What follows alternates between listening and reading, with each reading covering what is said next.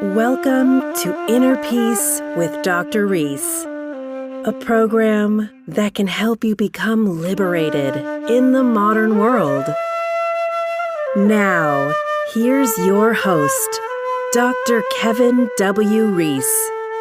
This podcast episode is about confinement, which is the third of the 7 C's. And confinement, of course, well, in order to make the 7 C's work, it has to start with a C.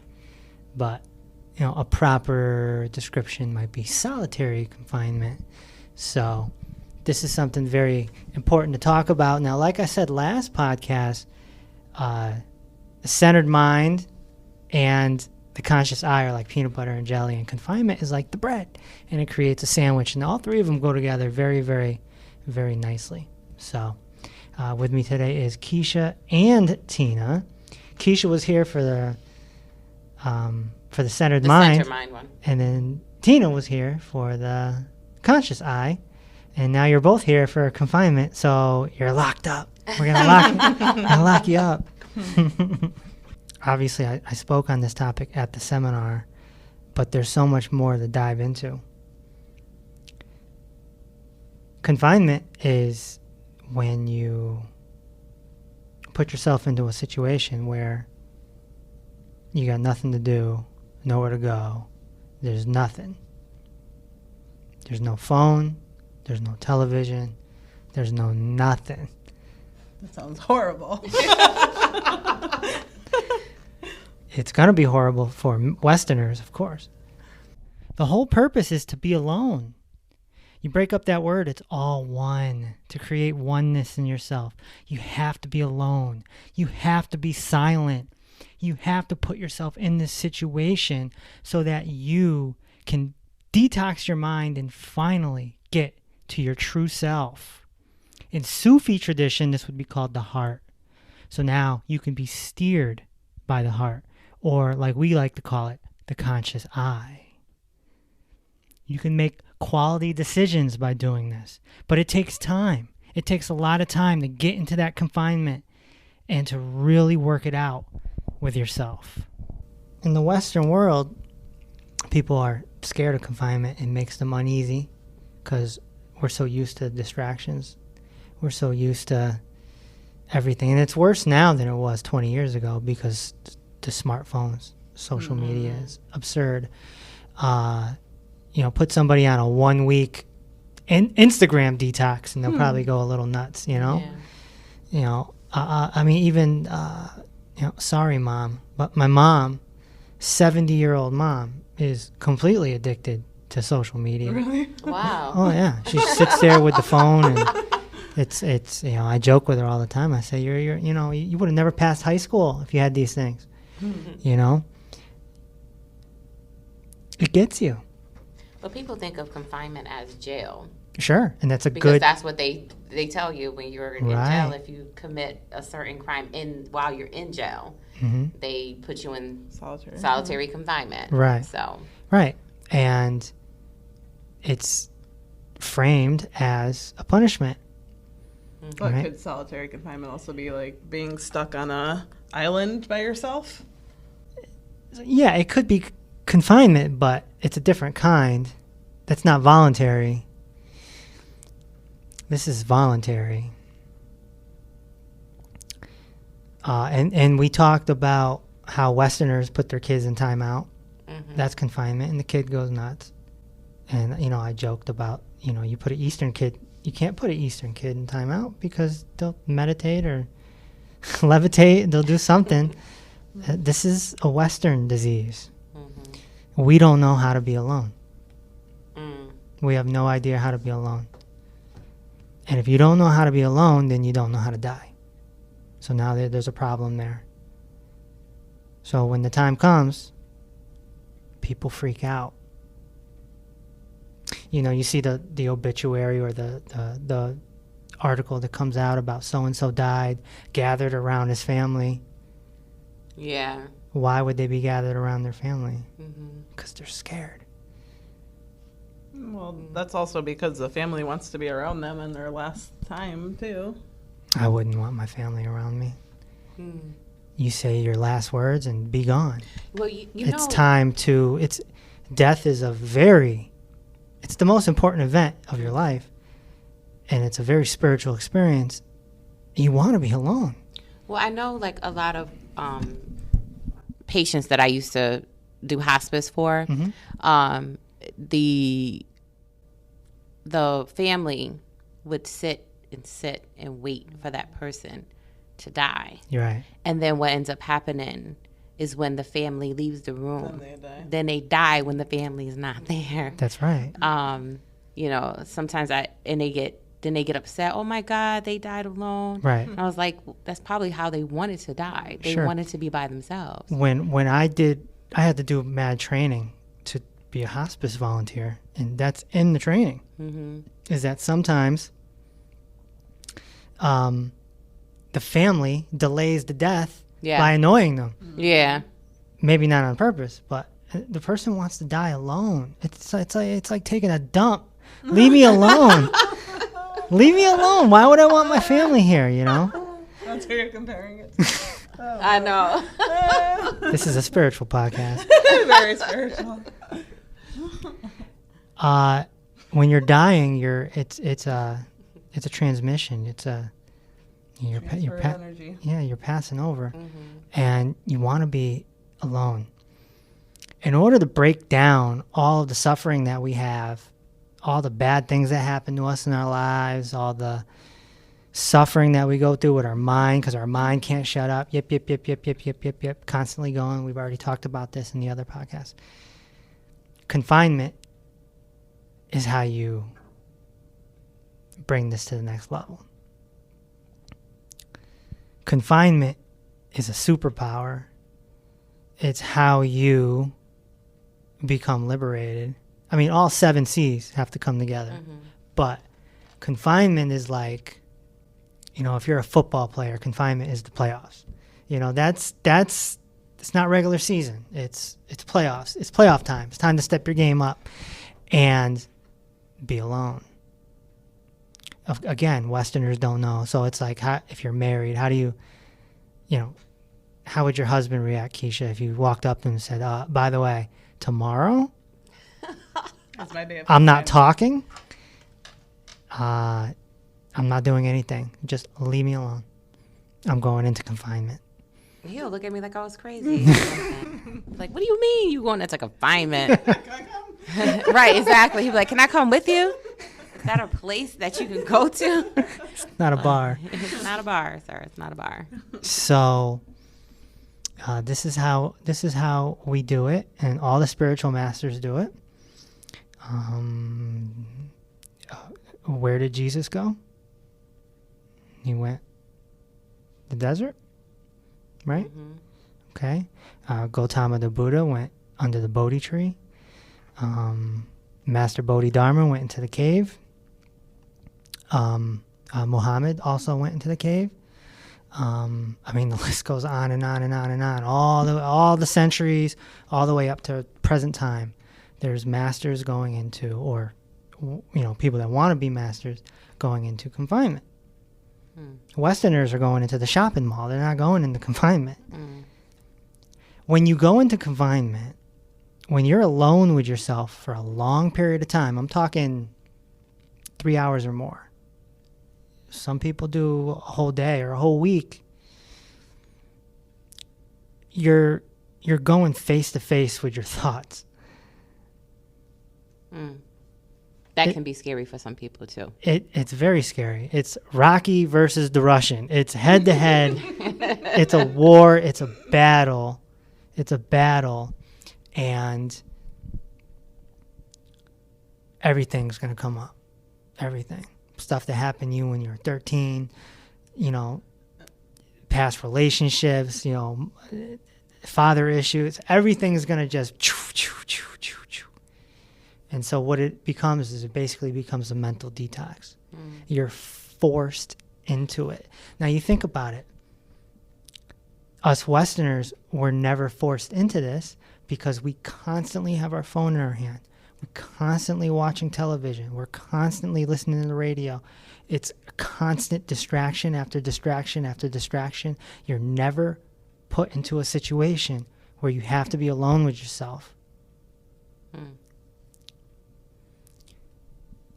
But then if something happens and you are forced to be alone with yourself, now all heck breaks out. Because you're like, I don't know what to do. You start shaking. You start going nuts. You're pacing back and forth. You don't know what to do. And people go nuts. This is what happens in prison. This can happen in prison. If somebody's not used to it and they go, it's like it's a shock. These thoughts when you're alone, then what? You just process them because you're by yourself differently, and then they go away forever? Yeah, you use the conscious eye like we talked about in that last podcast. But when you say you like to be alone, are you talking about without distractions? Well, I like to read. Or like that. Reading is a distraction. So you just have to sit there and be alone and not do anything. Huh? You meditate, or you intermittently meditate. Maybe you meditate for 30 minutes, and you just people watch or whatever. We talked about watch the grass grow, watch the trees dance, listen to the birds sing. That's a short version of confinement. I'm reminded of the Boddhidarma story. It's one of my favorite stories. So Master Boddhidarma is from India. And, he was Buddhist. He was arguably one of the most advanced disciples of Gautama the Buddha. Many years later, you can be a disciple of someone even if they're long dead.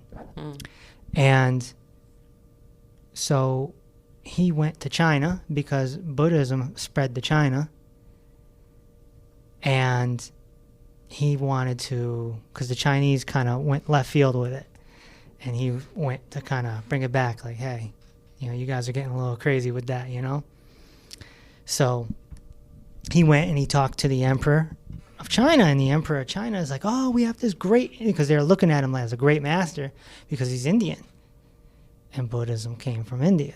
So the Chinese are like, he's a great master, And he asks Bodhidharma, he says, am I going to receive merits when I die for building all these Buddhist temples and all these statues? And Bodhidharma says, no. In fact, it's going to go against you. And the emperor is like, what? He could have easily just cut his head off right there. He has all the power in the world. But Bodhidharma is like, no, because, you're worshiping statues, and you've taken it way left field. It's not what Buddhism is supposed to be about. So he gets mad at Bodhidharma. Leave, get out. And Bodhidharma just comes to the conclusion that they're not ready. It's like these people, they're not ready yet, So he's supposed to go to Shaolin. He's supposed to go to the Shaolin temple and teach them some things. And of course, we know about the Shaolin temple from the Wu-Tang in 1993. But it's ancient. And so Bodhidharma is just like, nobody's ready. So he goes to the top of the Shaolin temple and he finds a cave. He goes into the cave. He sits down, face against the wall, not towards the cave, against the wall. So the entrance is to his back. And he goes into a deep meditation for 9 years. What? Wow. Without eating? Without eating, without drinking. For 9 years he didn't eat or drink? Correct. So now the Chinese are like, what the heck is going on? They're coming in. They don't believe it. They're shaking them.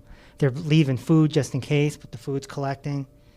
The rats are eating the food, And they're just like, they can't believe what they see. After a year, they're just like, this is wild. Well, after a year or so, they all finally said, whenever this guy wakes up, we need to listen to him. Right. His fingernails are growing. It's crazy stuff. And it's still there to this day. The cave is dedicated to Master Bodhidharma. You can go visit it. You can go in there. The whole 9 yards. It's above the Shaolin temple. And he finally awoke 9 years later when this disciple showed up and came to the cave, and he just said the right things. Bodhidharma felt the energy, and he just woke up and turned around like, You're my next disciple. And it just spread from there. And Wow. that was the beginning of Zen, what's called Zen. So, yeah, Zen is a very different tradition than all the traditions and religions. Because Zen is very much a practice. It's about a certain way to meditate. It's about entering into nothingness, dropping the ego, and going into confinement is a big part of this process. People listening to this probably aren't ready for 9 years. But how is that possible? Like without eating or drinking? a lot of people don't eat or drink. For 9 years? Sure. A lot of people don't eat or drink without ever. Water? Or Yeah. anything? No. Well, you have to understand that your cells are atoms. Your atoms are electricity. It doesn't need food. Right? Your atoms need source. Just like the light right here in the room. That light in the room doesn't need food. It needs source. So our source, of course, comes from the sun and the oxygen. Now, somebody has to be very advanced for that. So do you need food? You need food. Currently, I need food. But if somebody were to work that out, they don't need food. Right? Genesis on Fire was breatharian for 5 or 6 years. Hilton Hotima was breatharian for decades. There's lots of people, especially in the Eastern world, lots of yogis that lived to 144 and didn't eat. It's just, there's so much the Westerners don't know. And because everything's Jesus, Jesus, Jesus, Jesus. And it's kind of like there's nothing wrong with Jesus, but it's like a smoke screen. It's like, you only look at the accident over here. Right. So you don't see the other side of the road. It's like, close your eyes. There's a whole bunch of Indians and Chinese people that have been around a long time, and they got some serious secrets. The sun is our source. The sun is our source, and the air is our nutrients. So, I don't want to give anyone the wrong idea, and I don't want anyone to start their 9-year fast tomorrow. But because you'll have somebody that will do it or try at least. They'll be like, "Oh, because that Dr. Reese told me to do that." Yeah, right. Blame it on Boddhidarma. You can even go back to the Garden of Eden and find metaphors in there too. Right? Like, as soon as Eve ate the piece of fruit, everything changed, right? That's the way the story is. Mm-hmm. So, things before that, there's, if you're a Bible person, how long were people living? Yeah. Thousands of years? Mm-hmm. They were. How old was Moses? He wasn't like a 80-year-old man. No, he was way past that. Way past that. And having kids, though. Yeah. Yeah. So, there's a lot that we don't understand. And like I said, Westerners don't want to understand. They just want to go shopping. They want to supersize it. Yeah. They want to supersize their fries, and they want to go to church on Sunday, and that's it. So, confinement is where we detox our mental issues. Can somebody go kind of crazy doing that by themselves? Yeah, but... I think I would need to be in a padded room. Well... crazy is a very interesting, terminology. Because the real crazy people are the people that are conformed to society, right? The quote-unquote sheep, right? Yeah. Right? They said Jesus was crazy, but he was sane. Everybody else was crazy. Mm-hmm. They thought Guatama the Buddha was crazy. No, he was sane. Everyone else is crazy. And then when they deem you crazy, then they go after you. Socrates. They killed Socrates. Mm-hmm. He's a crazy old man. They killed Socrates. If you know what you're doing, in other words, if somebody hears this podcast and they understand this podcast, then they can deal with the process and not view themselves as crazy. It's no different than detox and what you guys did with your bodies when you did my program years ago, you detox your body. So when you break out with a healing event, everyone else thinks you're crazy, but you're just getting rid of your waste. Right? Yeah. Tina, do you remember when you broke out with your infamous rash? I do. And How could I forget you're so stubborn, you wouldn't listen to me. You're like, no, I think I'm allergic to something. I'm like, you're detoxing. And Keysha, you had a blood pressure spike one time, and you were worried about it. I'm like, you're detoxing. Yeah.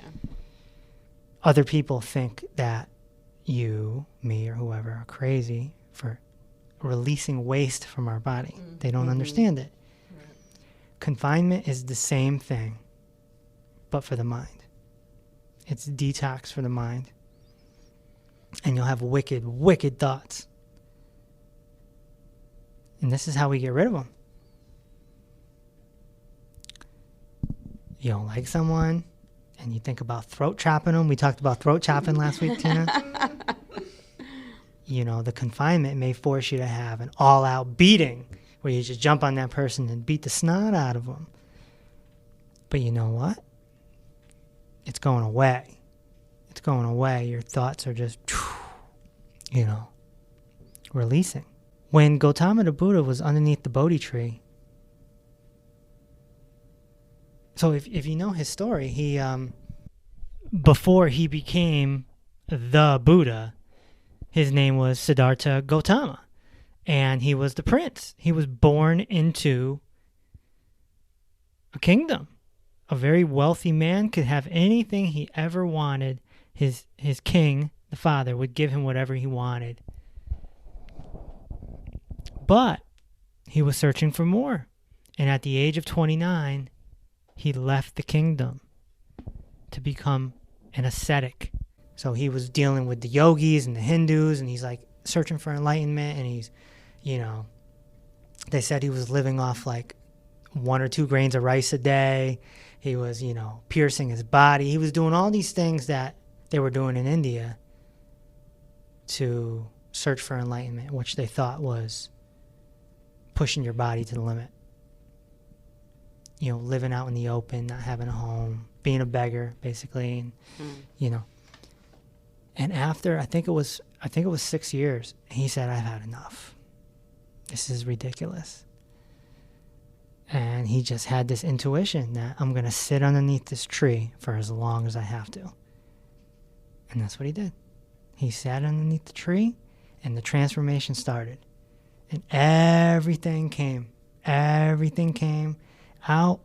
And that's where the classic story of him confronting Mara. Mara is like kind of the same thing as the devil. So what Westerners would say is the devil, Indians would say is Mara. So this guy Mara came, and he tempted him with food and women and blah, blah, blah, and he had to resist it. And this is all metaphors for the detox that his mind was going through. And he went through this amazing process that happened. And he saw past lives. He saw everything. Everything was just... Now, he had set himself up for those 6 years. So even though the 6 years maybe didn't feel worth it, it all came together. All he had to do was sit down and force himself to be confined and to meditate for as long as you got to go. And he did that. And that's when he became a Buddha. A Buddha. Eventually they nicknamed him the Buddha. But Buddha is not a person's name. It just means awakened ones. Anyone can become a Buddha. So anybody can become a Christ. So he became awakened. When he awoke, everything was different, Everything looked different, and he touched the ground, and he said, as the earth is my witness, me and all beings awake together. So what he meant by that is everything changed. The trees, the birds, everything changed because you become filled with electricity. Light. That's why they call it enlightenment. Enlightenment. Right. It's kind of a watered down word, but that's what it means. We're electricity. It's an absolute fact. So that's his story. It's confinement. Confinement is what put his spiritual journey over the top. And in the Zen tradition, they bring that in now. They have this thing called session. And it's where they have the people that sit in a room for a week. It's a week of meditation, hardcore. I think it's 12 hours of meditation, and they'll let you sleep, and they'll let you get some food. But it's all week meditation. You don't leave the room unless you have to use the bathroom. Your legs fall asleep because you're cross-legged. It's intense. It's like Navy SEAL boot camp for spiritual awakening. But that's what you do. You confine yourself. And we can do this. Now, we don't have to go hardcore, especially not right away. We work into it. But we have libraries. Libraries are a great place for confinement. That's what I used to do. So you go to a library, you find a place to sit, you spend the day. Just sit. You meditate. And it's hard. At first, it's hard because you get antsy. You get antsy. Where's my phone? Oh my gosh, I got an itch. Blah blah blah. You know, maybe I should call someone. Help. I notice now when I have to meditate, like when I have to like almost force myself to do it now. But when I do it, I have to go all the way downstairs in my basement with the door shut. I leave my phone upstairs. Right. So that I won't be bothered by the distractions. Right. And obviously I wait till all the kids are out the house when I'm doing it because I can't do it if they're like running around upstairs. But I'm down. I sit in the basement and I just sit there. I have a fold out bed that's down there, and I sit in the middle of the bed and I just sit there and I meditate. Right. But what I've noticed, though, what ends up happening, because you were talking about all the thoughts come in my head, and then it's all of a sudden I start getting panicky, because I don't want to think of those things, and I'm trying to I'm trying to clear my mind. I'm trying to not think about all that stuff and everything. But I notice that I am thinking about stuff that's in the past, like things that comes up and everything. And I have to but then it makes me break my meditation and I leave from the situation. I don't follow through You give up. Yeah. I don't follow through the process because I don't want to, because I'm I'm trying to think about I'm not trying to think about anything. So what we talked about in the last episode is the conscious eye. So the conscious eye would observe your thoughts and just watch them with no judgment. So in other words, you keep going. Don't worry about your thoughts. The important thing is that you're there for 30 to 60 minutes and you get through it. If your mind goes crazy, let it go crazy. Because the more you do it, the more it will stop. Gotcha. It's just like going to the gym and working your biceps. The more you lift, the bigger your muscles will get. Okay. It's the same type of thing. The conscious eye is how we witness. It's like we talked about it being like a parent and redirecting a 4-year-old or a 5-year-old. Like, hey, thought, I love you, but, go this way. And don't judge it, Sip of coconut water for the working man.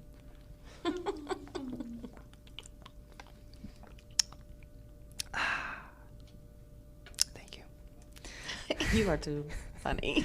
So, it's harder to do at home. I'd say you're a lucky person if you live alone. If you live with people and they go out for the day, boom, there's your opportunity. But we don't think of that. It's like the old Chris Rock stand-up bit when he says, when I'm home alone, he's like, my masturbation is different. Yeah. And he's like that. Yeah. He's like, this is the you can scream, no one's here.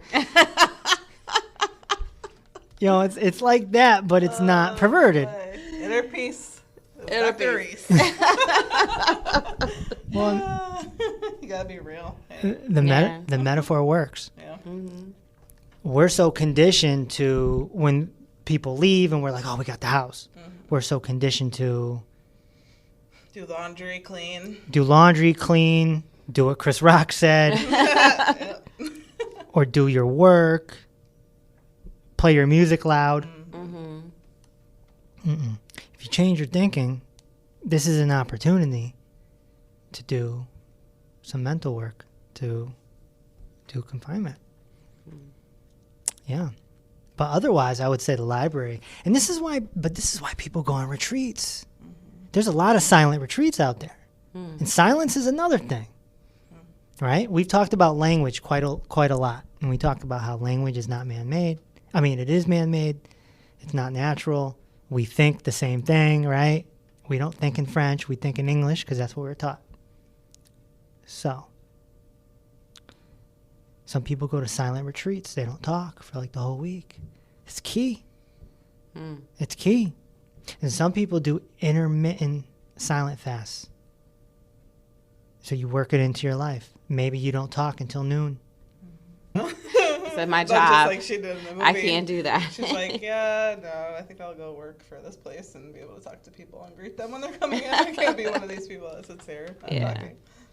Because again, I feel like I'll go crazy. I'm not So, here but I do see that would be a way to get your thoughts out by being silent because you have to deal with them. silence is a big part of confinement. It's not talking. That's why a library is a great place. You come to the library, there's nobody to talk to. There's nobody that you need to talk to. But You there's just sit there. distraction. Huh? There's distractions.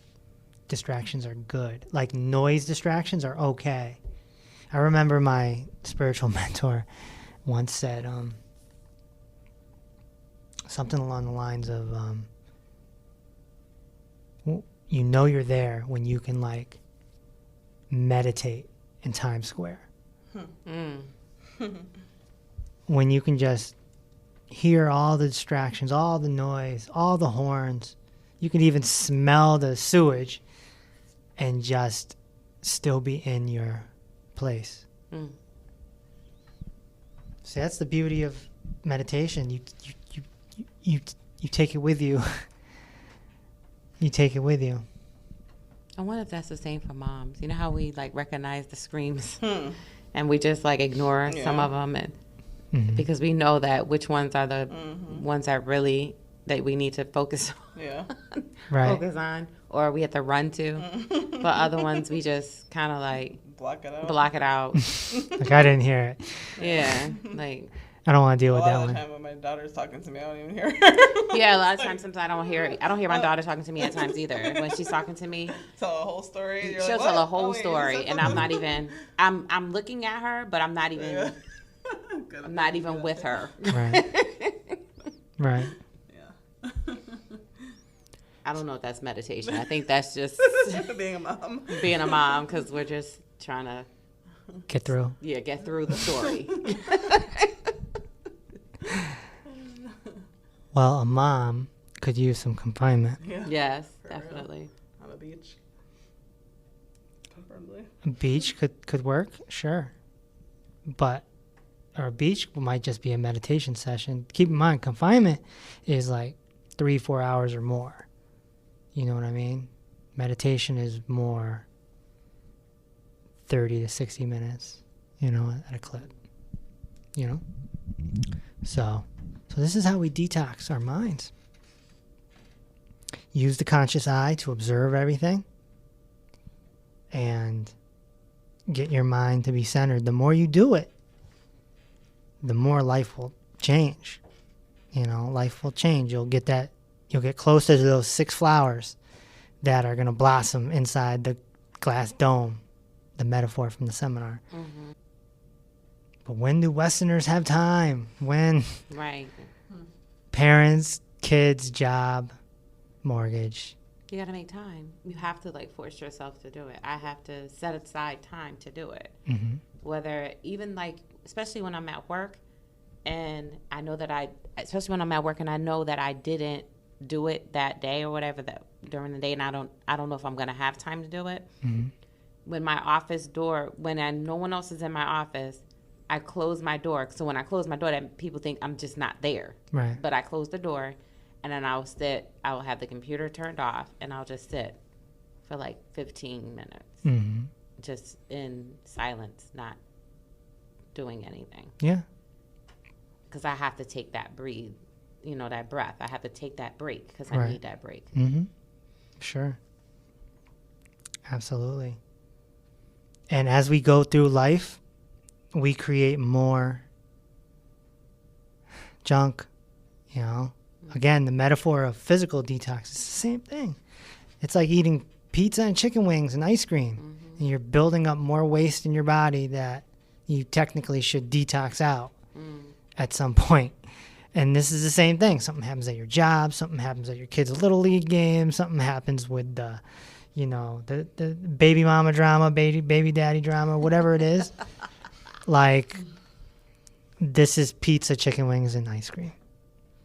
And it's all built up, and you need to detox it out. And we do that with meditation and confinement. The metaphor makes sense, right? Mm-hmm. Yeah. The question is, are people prepared to do this? Just imagine somebody who suffers from chronic anxiety. What's going to happen? They're going to freak out. Yeah, they are going to freak out. They're going to get anxiety. But it's going to go away eventually. Mm-hmm. It's going to be... They just have to get through it. They get through that time frame where they are right having all that. They have to just say, you know what, I'm going to stick this out and just know that at the end is going to be better. Yeah. See, this is how we get to our natural self. We're not who we think we are. And the Western world convinces us to think that my name is Keysha and I'm from Bloomfield and I'm five, and I have 2 kids, and like you're something deeper than that. That's your outer life. That's your circumstance. We're something different. And how could we ever know that unless we perform these, what I call 7 C's, the inner peace practice? How could we ever know it? The only other way would be somebody that maybe had a near-death experience. But even then, that doesn't mean somebody's going to get serious about it. They may just take their story and talk about it at the next barbecue. And it just becomes a conversation piece. I think sometimes they get serious at that moment, and then that moment goes away. Right. Sure. This is how we do it. This is how we dissolve our ego and, dissolve our personality and get down to the nitty-gritty of who we really are, which is electricity, powered by the sun. You always got the air. That's why the people that don't eat or drink, they call them breatharians. It's the term for it. But the air is so polluted. The air is polluted, yep. That's another reason why it would be very, very challenging to become a breatharian now. Again, Genesis Sunfire did it, but he detoxed his body so much. I mean, he went raw vegan, and then he went fruitarian, then he went liquidarian, and then he worked his way, and he went through a lot of detox events. And like I said, there's yogis and masters out in the Eastern world that are breatharians too, but a lot of them are in the Himalayas.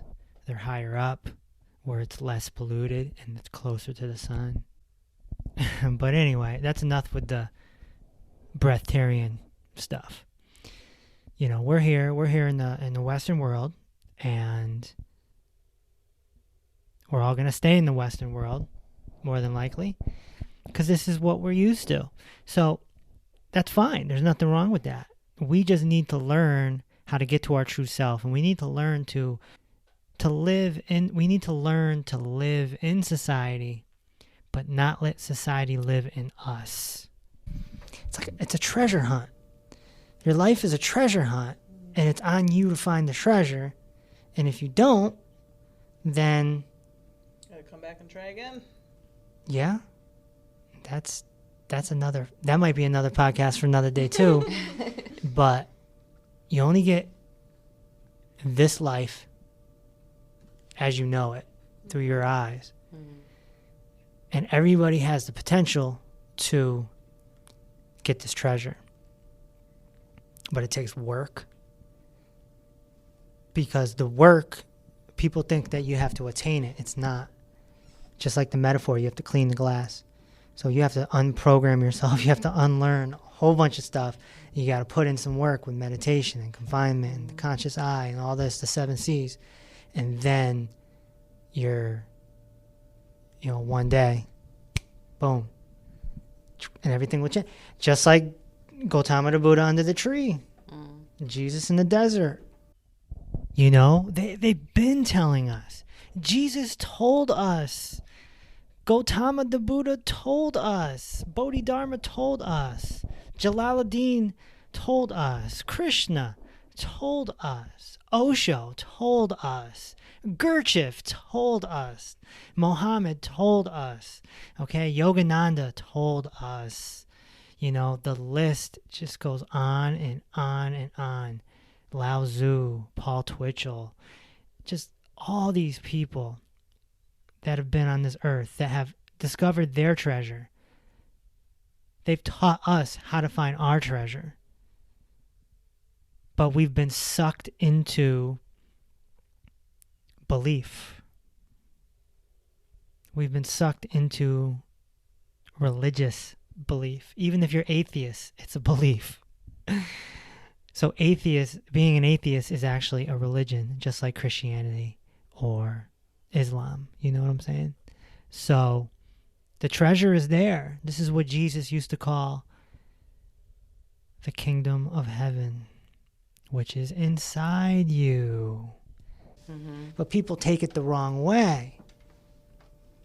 That's why they bow to Buddha statues. That's why people wear crosses on their neck. They're looking at it the wrong way. They're not taking the story. They're not taking the stories and the teachings and using them. They're just representing. Yeah. No different than wearing a Patriots hoodie, right? Hey. Well, I'm a Patriots girl. Oh, you are. Where's your Tom Brady necklace? It's not that serious. TB12. So. But people also just regurgitate too. Yeah. Like teachings. Like, I've had people recite the Bible to me all the time. They regurgitate it back to me in like different scriptures or whatever from the Bible, and is as if they do it as an attack on me when they're doing this. And it's just like, do you even know what you're regurgitating? Because all you're doing is regurgitating back what you were taught. You're not speaking or telling me anything that you have learned on your own or that you have discovered on your own. Right. This is something that was taught to you. This is something that you didn't research. And a lot of the time they're not applying it to themselves. They're not applying it, right? And they're, so it's like. What's the first part of the word scripture? Script. This takes me back to Master Boddhidarma again. He changed the face of Buddhism. He got rid of the scriptures. That's what Zen is. It's away from the scriptures. I don't know if anyone's ever done that with Christianity. I'm not sure. But I know the Jehovah's Witnesses definitely changed it around. For the better, in my opinion. They don't wear crosses. They don't do Santa Claus. Yeah, I was going to say they don't do really much of any holidays at all. No, they're very... Yeah. They're about the teachings. They're about the teachings. but they are about their scripture. So Boddhidarma threw the Buddhist scriptures away. He's saying you don't need them. He's saying you need meditation, you need confinement. He's saying you need the Gautama Buddha's basic teachings. The basic teachings which can be taught in 10 minutes. He's like, you need the basics and you need the practice. Because that's the key word, is practice. Getting up and going to church is not practice. No, that's not practice. You know, at home or when I'm discussing it back and forth, like with my husband or with someone else, and we're just talking, which they call fellowshipping or whatever. Like, well, that's the thing about church is fellowshipping. That's why people feel more connected there, because it's, you know, everybody praising at the same time, which is understandable. But I feel like right, but you can fellowship without without being in a church. Without being in a church. The church is just the building. Right. Yeah, the church is just the building. You that is just the building, and you have someone who sits there and they sit on their pulpit. I'm probably going to make a lot of Christians pissed off when I'm saying this, but you have this person who sits and stands at the pulpit. Right. But it's not just Christianity. It's all religions. Right. Right. So it's all religions. So you have someone who's supposed to be this anointed one who was chosen by God to preach the teachings of the word, but if you want to go by the Bible, if you want to like go deeper into the Bible, and if you want to read it, he did say, I leave you now and I leave you with my comforter. So if he left all of us with his comforter, which is supposed to be the Holy Spirit, then we all have the power to do all the things that they're trying to teach us to do. Exactly. Right. This preacher or this pastor or this, minister, whoever, we have that power. If he left us the Holy Spirit which is within us, that means we have the power to do those things for ourselves. Why do I need someone else? I'm sorry, I'm going on my soapbox. I'm sorry, but why do we need that person? Why do I have to go to a church or a building to feel like I'm to be closer to my higher power or to my divine one? Why do I need to do that? I don't need that if I already have a part of him or a part of her living inside of me. Right. Getting up and going to the Buddhist temple is not practice. Going to the Jewish temple is not practice. That's community, which is fine. Definitely not against that at all. Go to church, go to temple. That's fine. But you have to practice. You can't indulge in your religion 3 hours a week and expect your life to completely change. You need to practice. And that's why I've taken everything, put them together, and created the inner peace practice, which are these 7 C's. Very easy to remember, very easy to follow, but practice takes work. If you want to be in the NBA, you got to practice. And so that's why we're here, and that's why we're doing this podcast, to help people. Got to practice. So just wrapping this up, you can go to the library, you can practice confinement, you can start small, you can bring some audio, earbuds, listen to some music, of course, non-lyrical music. My boy Paul Horn comes to mind. Yes, I have him on my downloads. I have Paul Horn. I listen to Paul Horn while I'm driving. Good. A few people hit me up after the seminar. Like, who is that guy you were talking about? Paul Horn. Paul Horn. So we need non-stimulating things in order to get into confinement and to detox all these mental issues out of us. And it takes time. It takes time.